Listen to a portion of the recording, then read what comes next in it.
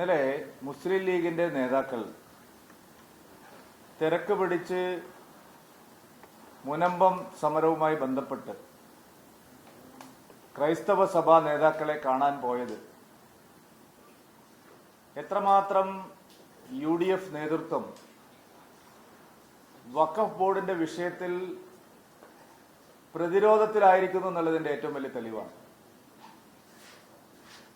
കുഞ്ഞാലിക്കുട്ടിയും പാണക്കാട് തങ്ങളും അടക്കമുള്ള മുസ്ലിം ലീഗ് നേതാക്കൾ ക്രൈസ്തവ സഭാ നേതാക്കന്മാരെ പോയി കണ്ട് മുനമ്പം സമരം അവസാനിപ്പിക്കണമെന്ന് ആവശ്യപ്പെട്ടുകൊണ്ട് അവരോട് അഭ്യർത്ഥന നടത്തിയതായിട്ടാണ് പത്രങ്ങളിലെല്ലാം വാർത്ത വന്നിരിക്കുന്നത്. ഞങ്ങൾക്ക് മനസ്സിലാവാത്ത കാര്യം, വഖഫ് ബോർഡിന് വേണ്ടി മുസ്ലിം ലീഗിനെ എങ്ങനെയാണ് സംസാരിക്കാൻ സാധിക്കുന്നത്? മുസ്ലിം ലീഗിന്റെ സഹോദര സംഘടനയാണോ വഖഫ് ബോർഡ്? വഖഫ് ബോർഡിന്റെ അധിനിവേശം മുസ്ലിം ലീഗ് നേതാക്കളുടെ അറിവോടുകൂടിയാണോ കേരളത്തിൽ നടക്കുന്നത്? മുനമ്പത്തെയും വഖഫിന്റെ അധിനിവേശ ഭീഷണി നേരിടുന്ന മറ്റു പല പ്രദേശങ്ങളിലെയും ഭൂമിയെ സംബന്ധിച്ചുള്ള തർക്കം,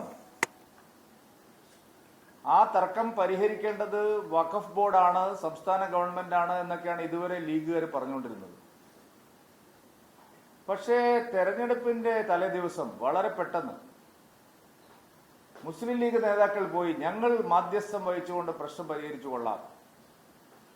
എന്താണ് മുസ്ലിം ലീഗിന്റെ ഫോർമുല ഇക്കാര്യത്തിൽ? സംസ്ഥാന ന്യൂനപക്ഷ ക്ഷേമ മന്ത്രി പറഞ്ഞതും നിയമസഭാ രേഖകളിൽ ഉള്ളതുമായിട്ടുള്ള കാര്യം, മുനമ്പത്തേത് വഖഫിന്റെ ഭൂമി തന്നെയാണ് എന്നുള്ള കാര്യം ലീഗിന് എങ്ങനെ മാറ്റിക്കൊടുക്കാൻ സാധിക്കും? ഈ മുസ്ലിം ലീഗിന് എന്താണ് ഒരു ഭരണഘടനാ ബാഹ്യമായിട്ടുള്ള ശക്തി കേരളത്തിലുള്ളത്?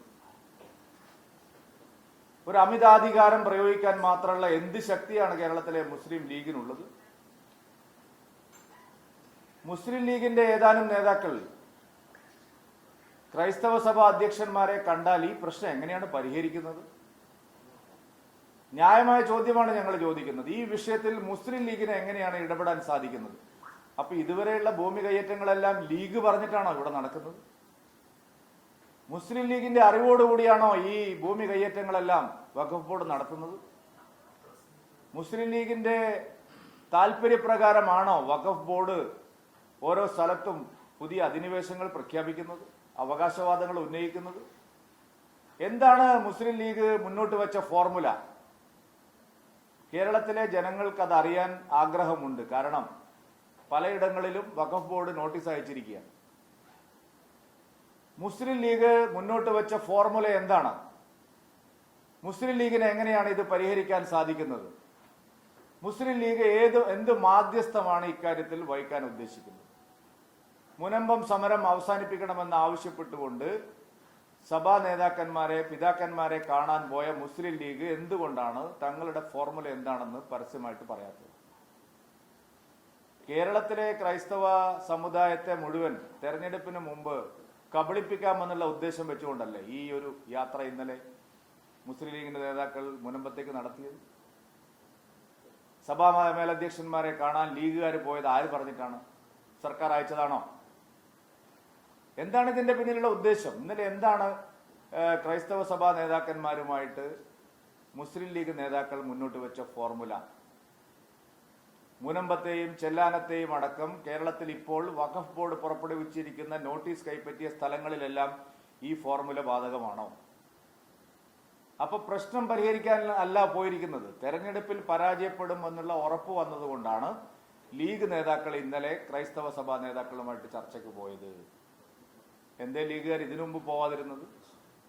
കുഞ്ഞാലിക്കുട്ടി ഇത്രയും ദിവസം എവിടെയായിരുന്നു? പാണക്കാട് തങ്ങൾ ഇത്രയും ദിവസം എവിടെയായിരുന്നു? അപ്പൊ ഇത് ആളുകളെ കബളിപ്പിക്കലാണ്. കേരളത്തിലെ ക്രൈസ്തവ ന്യൂനപക്ഷങ്ങളെ കബളിപ്പിക്കാനുള്ള നീക്കമാണ് മുസ്ലിം ലീഗ് നടത്തുന്നത്. അവർ ഈ വഞ്ചന തിരിച്ചറിയുമെന്നുള്ള കാര്യത്തിൽ സംശയമില്ല. അതുകൊണ്ടാണ് സമരം അവസാനിപ്പിക്കാൻ അവർ തയ്യാറാവാത്തത്.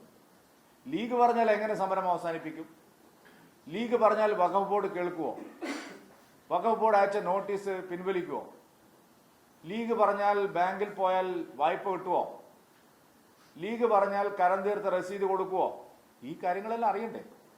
അപ്പൊ വളരെ ആസൂത്രിതമായിട്ടുള്ള ഒരു ചതിയാണ് ഇന്നലെ നടന്നത്. അത് കേരളത്തിലെ ക്രൈസ്തവ സമൂഹവും വഖഫിന്റെ ഭീഷണി നേരിടുന്ന സ്ഥലങ്ങളിലെ ജനസമൂഹവും അംഗീകരിക്കാൻ പോകുന്നില്ല. യഥാർത്ഥത്തിൽ ഈ പ്രശ്നത്തിനുള്ള പരിഹാരം വഖഫ് നിയമങ്ങൾ പരിഷ്കരിക്കുക എന്നുള്ളതാണ്. അതിനുവേണ്ടിയാണ് കേന്ദ്ര സർക്കാർ ഈ ഡിസംബർ മാസത്തിൽ പാർലമെന്റിൽ വഖഫ് നിയമ പരിഷ്കാരത്തിന് വേണ്ടിയിട്ടുള്ള ബില്ല് കൊണ്ടുവരുന്നത്, നിയമം കൊണ്ടുവരുന്നത്. അപ്പൊ മുസ്ലിം ലീഗിന്റെ കാപട്യമാണ് ഇന്നലെ പുറത്തു വന്നത്. പരാജയ ഭീതിയാണ് UDF നയിക്കുന്നത്. അതുകൊണ്ടാണ് UDF നേതാക്കൾ ഇന്നലെ വഖഫ് വിഷയത്തിൽ ക്രൈസ്തവ സഭാ നേതാക്കളെ കാണാൻ പോയത്. എന്ത് ഫോർമുലയാണ് അവർ മുന്നോട്ട് വെച്ചത്? എങ്ങനെ ഈ പ്രശ്നത്തിന് പരിഹാരം കാണും? മുനമ്പത്തും ചെല്ലാനത്തും മാത്രമല്ല, ബാക്കിയുള്ള സ്ഥലങ്ങളിൽ, നോട്ടീസ് വന്ന സ്ഥലങ്ങളിലെല്ലാം ഈ ഫോർമുല സഹായകരമാകുമോ? ഇത് വ്യക്തമാക്കാൻ മുസ്ലിം ലീഗ് നേതാക്കളും UDF നേതാക്കളും തയ്യാറാണ്.